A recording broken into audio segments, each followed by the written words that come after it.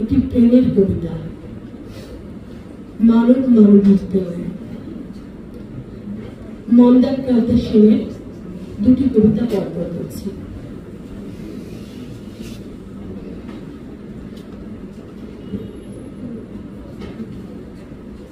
আমি যেন জানতাম এই দুধারে রেলিং দেওয়া লম্বা টানা ছায়াচ্ছন্ন রাস্তার শেষ প্রান্তে এসে ছেলেটি আমার সঙ্গে কথা বলবে, বলবে আপনার কবিতা ভালো লাগে, বলবে মনে থাকবে তো আমার নাম, আমি ছোট একটা স্কুলে ইংরেজি পড়াই।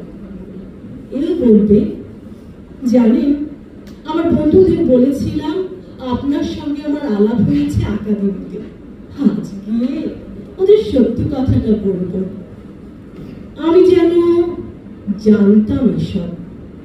আসলে যত হাজার বছর ধরে আমি হাঁটছিলাম এই দুধারে রেলিং দেওয়া লম্বা টানা ছায়াচ্ছন্ন রাস্তায় চুপচাপ একা, আমি কি ভাবিনি আমার অনুসরণ করছে কেউ, কেউ না কেউ শেষ প্রান্তে এসে যে আমার সঙ্গে কথা বলে উঠবে হঠাৎ। সে কি নাম বলেছিল মনে নেই, তবু আমি কি জানি না তার নাম।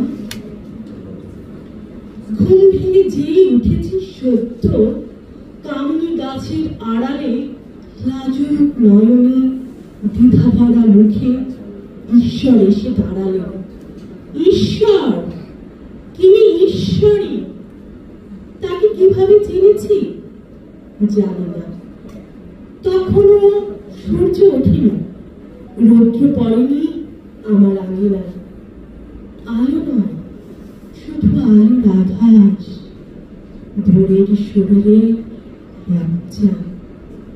এমন সময় ঈশ্বর একা এলেন আমার দরজায়।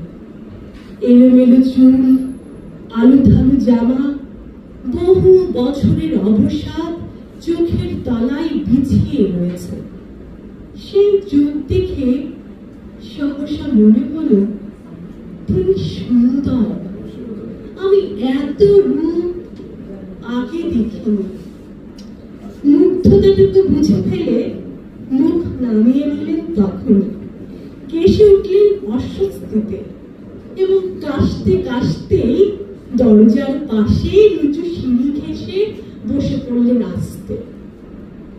তখনও কুয়াশা কাটেনি, পাঁচিলের ধারে জংলা। ঈশ্বর আর আমার মধ্যে শুরু হলো সেই সংলাপ, যা অতি মধুর অথচ গভীর। সে কথা লিখিনি কাঁদতে, লিখে দিলে হায় তিনি যে আমায় অবিশ্বাসী ভাববেন।